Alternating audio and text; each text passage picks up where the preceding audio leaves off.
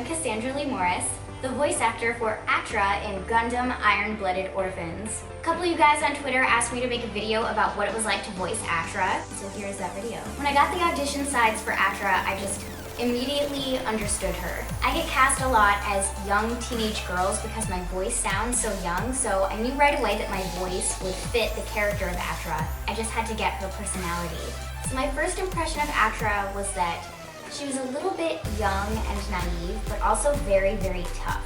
I didn't watch any of the series before I recorded it, so I was really experiencing everything that Atra was experiencing at the same time as her. I do like to record anime like that because I feel like I'm going on the journey with the character instead of like knowing where the character is going to end up at the end of the series. It's just more exciting for me, and I feel like it gives it a more authentic performance.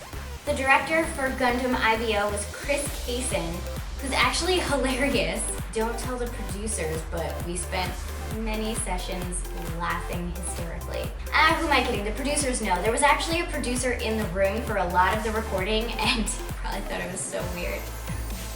I don't know. It was just one of those shows where like, the engineer was cool, the director was cool. I felt comfortable, and if I wanted to experiment with anything, I felt free to do that, which is cool because a lot of the times with dubbing anime, a lot of directors can get really hung up on what the original Japanese voice actor did, and they don't really give the English dub actors a lot of room for creativity. But Chris Kaysen really, because he's an actor too, he got it. So he let me kind of like experiment with Atra and try things a little bit differently than the Japanese. I mean, just to see if it works. You don't always have to use the take. That's the great thing about VO. If you mess up the first time, you can always do it again. Within reason. If you keep messing up, you're probably not gonna get hired again. Anyway, at first I honestly thought that Atra was going to end up with Mikazuki. The whole bracelet thing in the beginning, the fact that he kind of like saved her and took her under his wing. I thought there was gonna be a little bit of romance there, despite her being really, really young and looking really, really young. So Atra's an orphan, hence her being part of Gundam Blooded Orphans.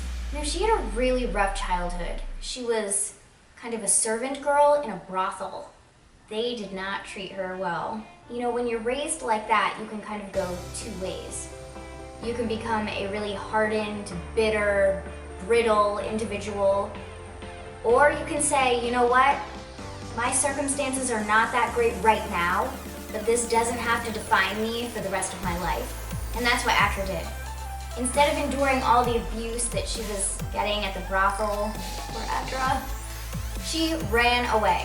And that's how she met Mikazuki. And he got her the job at the grocery store. So at least now she's getting paid for her work. And then when she heard about Tekkadan and what they were doing, she quit her job at the grocery store and joined them and became a cook. So as you can see, there's kind of a pattern with Atra. She's a very selfless person. She's always taking care of other people. And even though she's so young and she looks so innocent and she's very small, she's actually very worldly, so looks can be really, really deceiving here with her. The thing I love about Atra is that she's super self-sufficient. She doesn't rely on other people. She doesn't play the victim. She really takes charge of her own life and takes ownership of her own life. And she's not afraid to make really, really drastic changes in her life if it's gonna change her life for the better. Now, because she had that crush on Mikazuki, she was a little bit jealous of Kudelia, but here's the thing I love about Atra. She doesn't let that jealousy get in the way of her protecting Kudelia. She goes so far to protect Kudelia that she actually poses as her and endures a brutal, brutal beating by soldiers who are literally 3 times her size. When we recorded the scene where Atra was getting beat up by the soldiers, I was like, it made me really, really angry.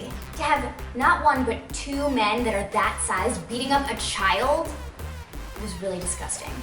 Even though Atra is a cook in Tekkadan, she's not on the front line, she still has a major effect on the outcome of how Tekkadan performs. She protects Kudelia by posing as her, and I don't know if this is a spoiler alert, so if you haven't seen it, maybe press mute for a second. She helps get Kudelia to Edmonton in the end by driving this huge armored truck that She just looks like a peanut driving that thing. Proves that no matter how small you are, you could still have a major effect on anything in the world, really.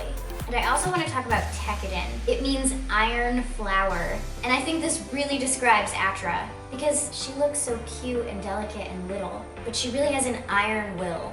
I always love portraying really strong female characters, and I love that in anime there are so many of them. Let me know what you think of Atra and Gundam Blooded Orphans in the comments below, and if you like this video, please subscribe, because there will be many more. Thanks, guys.